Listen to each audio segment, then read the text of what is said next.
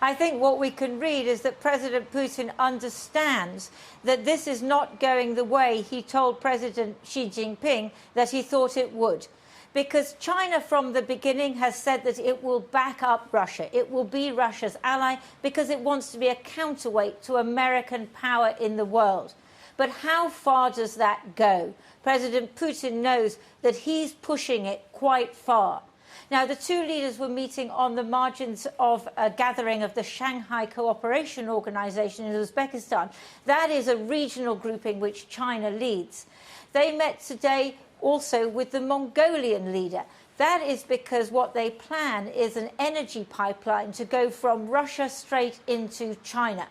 Now, already Russia is selling more and more oil and gas to China, and that helps because that enables the Russians to stop sending supplies to Europe, which they want to do as a punishment for European sanctions on Russia over the war. And yet Xi Jinping has been careful from the beginning. He has not breached sanctions because China knows that they do have to tread a line here and that they can't back Russia all the way to the end. China doesn't like disruption in the world. Also, China doesn't want to back a loser. And that's the problem that President Putin faces at the moment. Because what we see is that increasingly there have been major victories for Ukraine around Kharkiv, where the Ukrainians have retaken about 8,000 square kilometers of land. And they've also retaken the city of Izium, which the Russians were using as their major military staging post in the area. Riding through town on a captured Russian tank, Ukrainian soldiers can scarcely believe the scale of their success. This was no orderly withdrawal. Russian forces appear to have been outnumbered and outgunned in Izium, so they simply fled.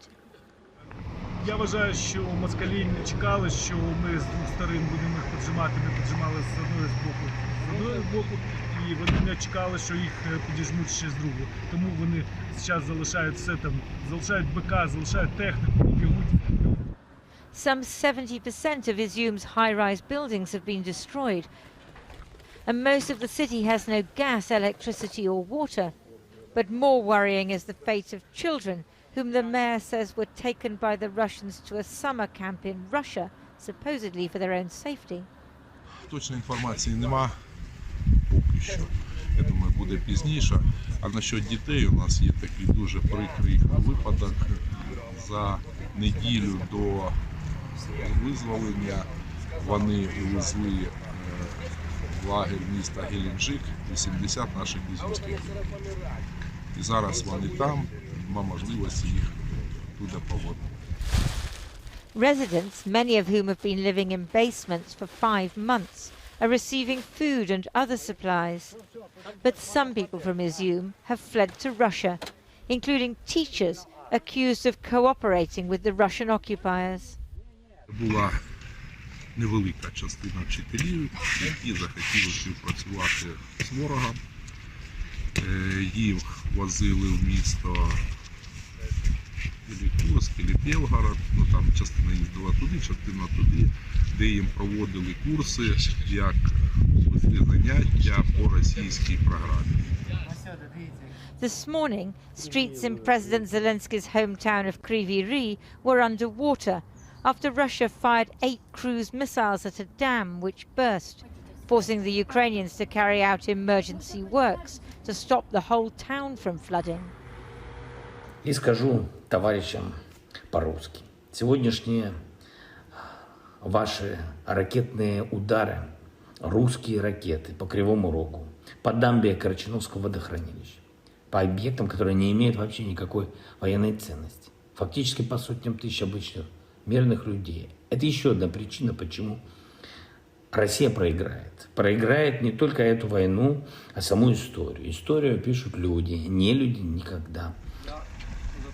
Ukrainian soldiers write slogans on their flag, which at the moment is being raised over more towns and villages every day. But back in Moscow, the official line is that Russia is prevailing. Воздушно-космические силы России, ракетные войска и артиллерия наносят массированные огневые удары по подразделениям и резервам украинских войск. минимальный возраст, который мы берем. Yet here's a sign of the pressure Russia is under. Yevgeny Prigozhin, founder of the infamous Wagner group of mercenaries, recruiting convicts to fight in Ukraine. 6 months service and you can go home with a full pardon. That might sound tempting, but if you retreat, you'll be shot. So why are the Russians turning to convicts, prisoners and mercenaries? Because they don't have enough manpower. So there are voices in Russia now saying that there has to be a general mobilization, that all men of fighting age must go into the army and must go to Ukraine and fight. But, you know, that cuts across President Putin's narrative. He never says that this is an invasion. He never says that this is a war. This is just a special military operation. And that's what the Russian people have been told. So if you had a general mobilization, that would affect, well, nearly all Russian families. And that would mean that he would be, well, as it were, found out, that it would be clear what this war is. And that's something that President Putin, for the moment, doesn't want to do. Lindsay, thanks very much. Well, we're joined now by the former British ambassador to Russia, Sir Tony Brenton, and Professor Steve Stang, who is director of the China Institute at the School of Oriental and African Studies. Sir Tony Brenton, if I can start with you, a terrible loss of territory and at a speed no one seemed to predict. And now today having to face the Chinese leader and admit that China has these questions and concerns about what Russia is doing. What will be going through Vladimir Putin's mind at the moment?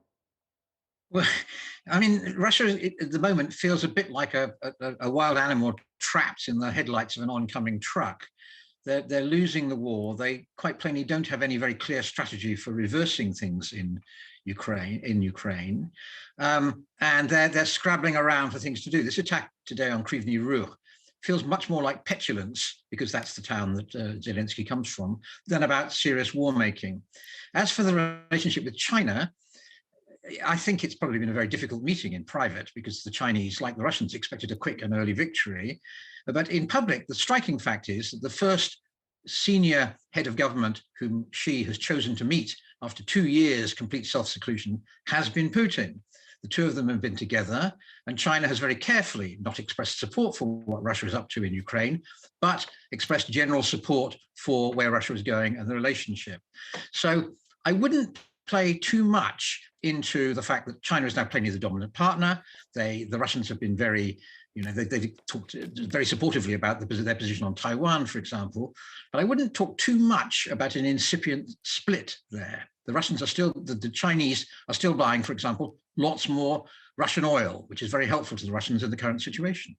Professor Steve Stang, what do you make of that? From the perspective of the Chinese, the fact that Putin felt obliged to offer what he called this detailed explanation about the crisis. What will be the Chinese perspective on that? Well, Xi Jinping clearly was disappointed because he was let down by his brother Putin. I think when they met in Beijing before the Olympics, Xi Jinping thought that Putin gave him an assurance that the operation, whatever he had in mind for Ukraine, would be straightforward, efficient, and effective. It turns out to be anything but, and it caused a lot of problems for the Chinese economy as well. So Xi Jinping will want his pound of flesh before he commits to further support for Russia. I don't think he is about to abandon Putin, but he will want it to be known that he wants his extra bit from Russia. You talk about that last meeting before the invasion of Ukraine, when they both talked about no limits on the friendship. Do you think the war in Ukraine is straining the limits of that friendship? I think when Xi Jinping said there's no limits to the friendship, it is no limits with Chinese characteristics. There's always a limit. And the limit is very clear from the Chinese side at the very beginning, which is that China will not pay a price for supporting Putin, and within the framework of not paying a price, which means that not triggering secondary sanctions from the West, China will give support to Russia. And that is exactly what we have seen. China is buying Russian oil and gas in order to, partly because it's cheaper and partly to support the Russian economy, but China is not willing to supply weapons to Russia because that will trigger secondary sanctions. And Tony Brenton, from what you know about Vladimir Putin's personality, his psyche, there has to be a degree of humiliation, the loss of territory, and then this meeting today. Is there a danger that the retaliation becomes much more brutal from now on in?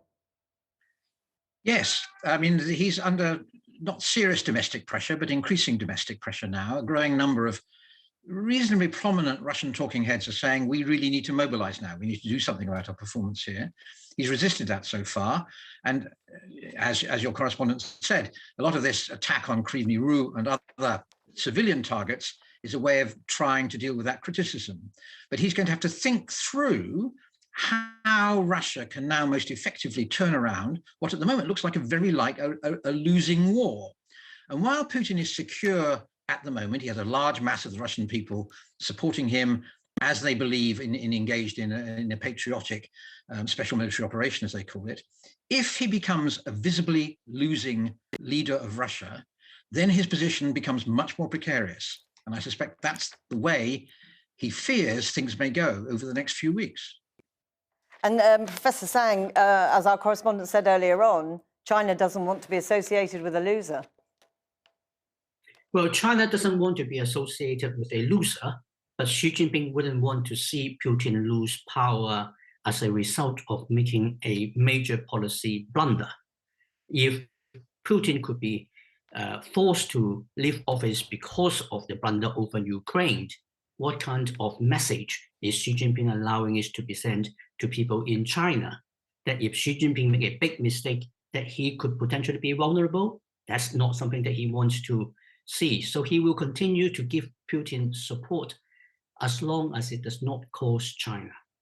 And Tony Brenton, as you say, it's very hard to gauge what people inside Russia feel about Putin and whether he is damaged by this.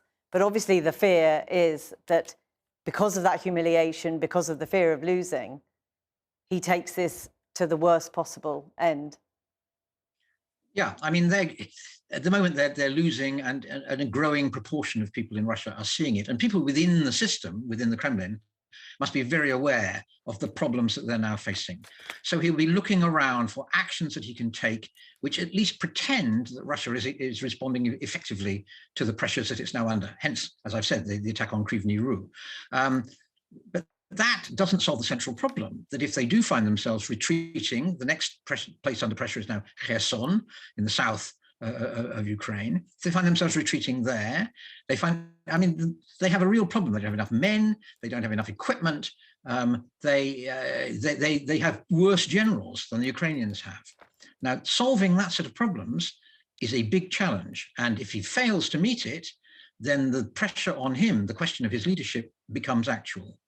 Tony Brenton and Steve Sang for this evening, thank you very much for talking to us.